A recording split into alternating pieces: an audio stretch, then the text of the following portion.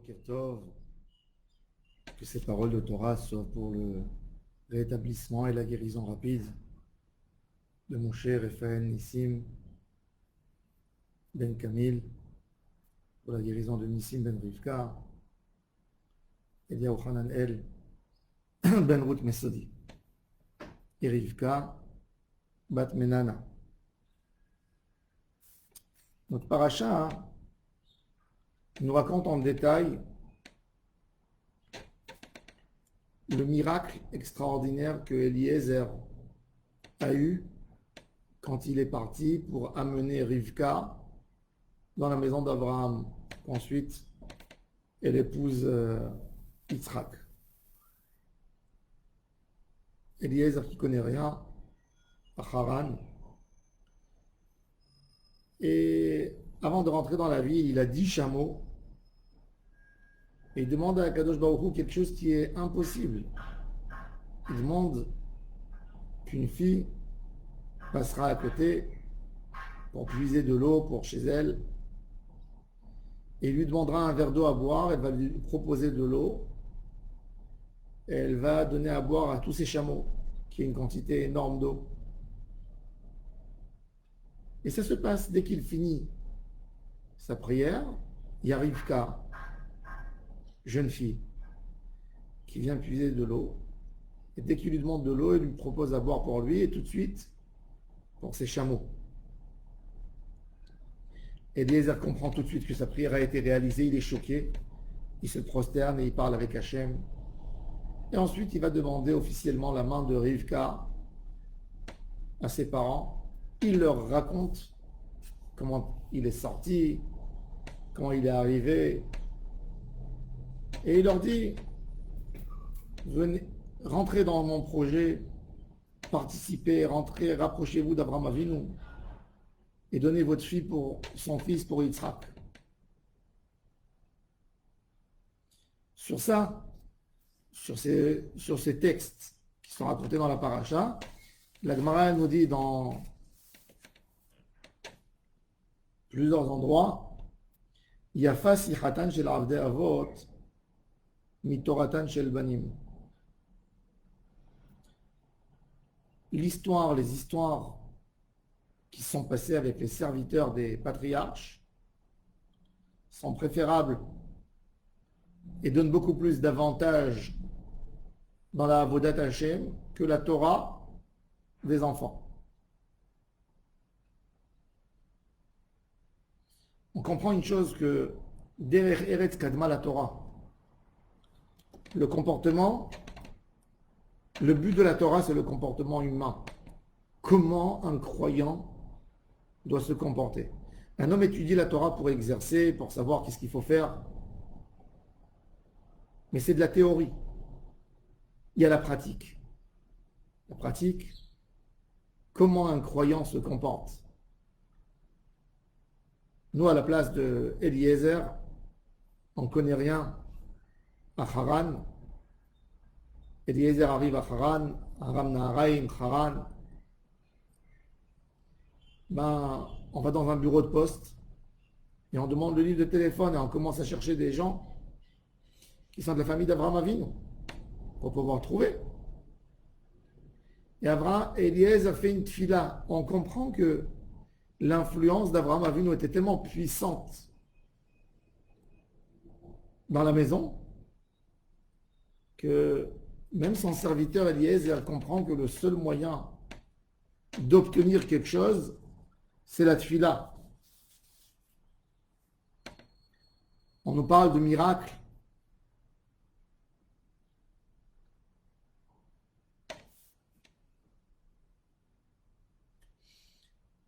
De miracles extraordinaires. Eliezer, le jour où il sort de la maison de son maître Abraham, ce même jour, il arrive à Haran, il arrive dans la maison des parents de Rivka.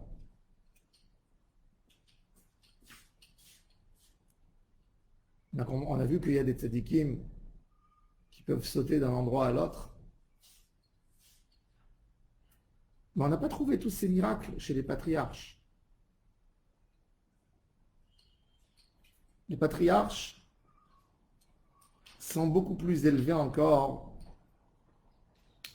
que ces miracles. Toutes les règles de la nature, elles sont soumises aux patriarches. Le Ramchal, dans Mesilat Yesharim, dans le chapitre 26, qui est le dernier chapitre de Mesilat Yesharim, qui explique c'est quoi la Kedusha, il nous parle du top de tout, de la Kedusha. Il dit la Kedusha, les patriarches sont devenus saints, sont devenus purs, ils ont pu faire des miracles. On voit que la nature change pour eux. C'est pas naturel que Eliezer va aller et va demander quelque chose de tellement compliqué, de donner à boire à 10 chameaux, et ça va se réaliser. Et la première fille qu'il voit, on voit qu'il y a la main de Dieu. Comment on arrive à ces niveaux? Comment on arrive à voir des miracles si grands? Alors le Ramchal nous dit que la Kedusha, ça va vice-versa. Adam mekadesh atzmo milemata mekadshim oto milemala. Chaque pas que tu fais vers Hachem, vers Dieu, ben Dieu fait un pas vers toi. Tu te prives et tu t'éloignes du matérialisme. Plus tu t'éloignes du matérialisme, plus tu t'approches de ton Créateur, à un point que chaque acte que tu fais ne devient pas un simple acte. Ne devient pas un simple acte. Chaque acte que tu fais ne devient pas un simple acte simple. Un acte banal, et il devient un acte de Kedusha. Où on voit ça? On voit ça dans le temple. Dans le temple, quelqu'un qui a fauté, il veut amener un korban khatat. Il amène son sacrifice, on va l'égorger, on va le dépecer, on va asperger le sang sur l'autel, ça va brûler, on va amener des offrandes avec.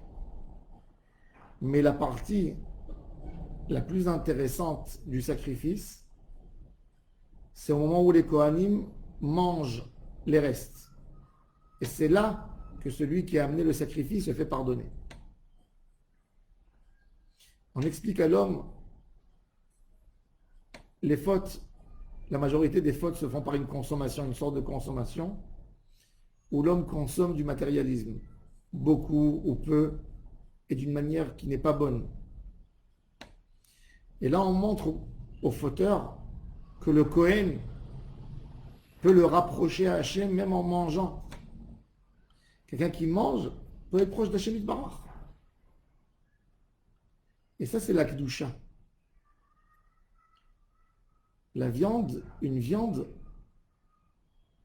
qui a été sacrée, on ne peut pas la manger ailleurs. De donner à Kadosh Baruch Hu, l'idée du korban, c'est de prendre quelque chose qui est autorisé. C'est de prendre un mouton ou une bête dans ton troupeau qui est censé à faire plaisir à un homme. Il va manger quelque chose qui est plus important que du pain. Et quand tu l'as dit que c'est Kadosh, tu l'as détaché complètement de tout objet matérialiste et tu l'as ramené dans sa source de Kedusha à Kadosh Baruch. La dimension de Kedusha, c'est ne pas être là, être dans ce monde, mais de vivre autrement.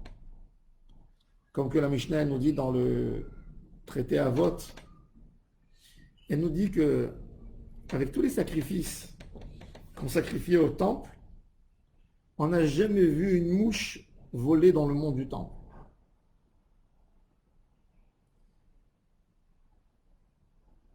C'était des choses surhumaines.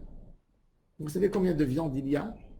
On dépece, il y a des peaux, il y a du sang.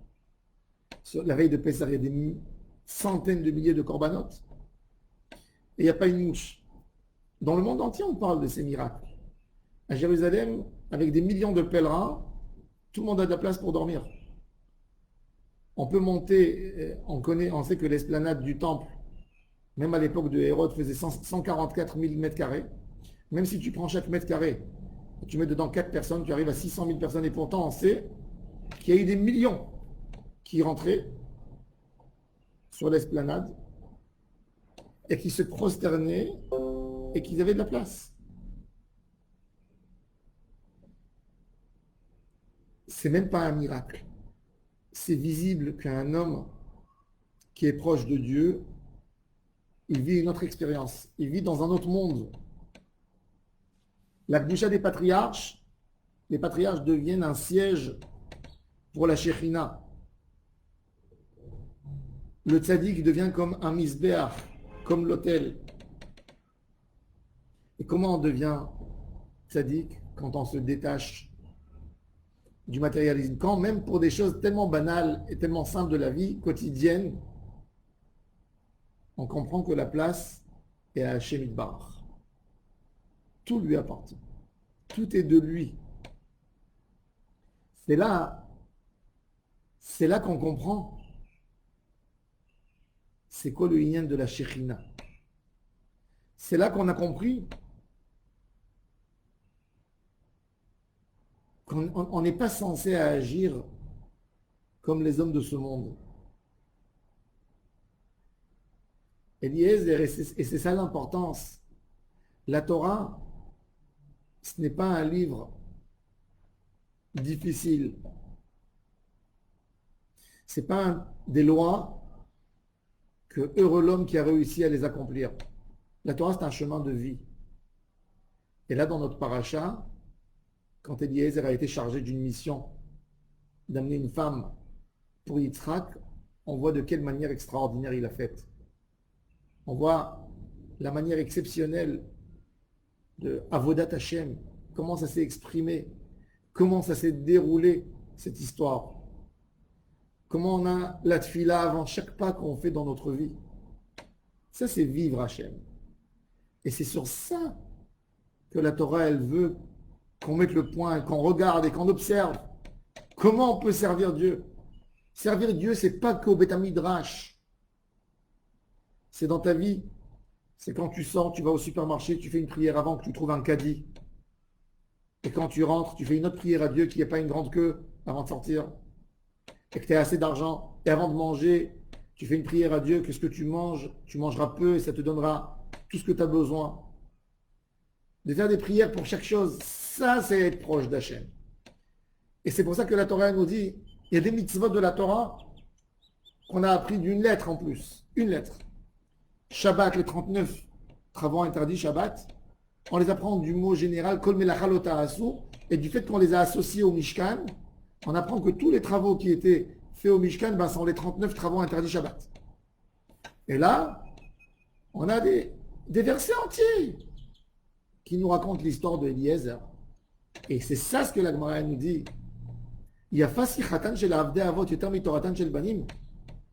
Parce que Shabbat, c'est apprendre qu'est-ce qu'il faut faire, qu'est-ce qu'il ne faut pas faire.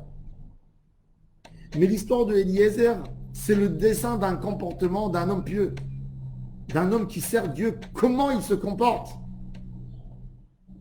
Ça, c'est la belle Torah. De mettre en pratique tout, de mettre en pratique dans notre filote, de mettre en pratique notre foi. Ne pas la laisser, ne pas se remplir de foi que quand on lit un livre, mais quand on est dehors, on n'agit pas avec de la foi. De se remplir de foi et de vivre avec. De mettre la foi, c'est le poids principal, c'est où on va tout mettre. Ça, c'est Eliezer. Ça, c'est la Torah extraordinaire de Eliezer, qui est tellement belle, et que pour ça, la Torah raconte son histoire en long et en large. Qu'on ait le mérite de vivre Emouna, vivre Hachem, sentir Hachem, adorer Hachem, admirer Hachem.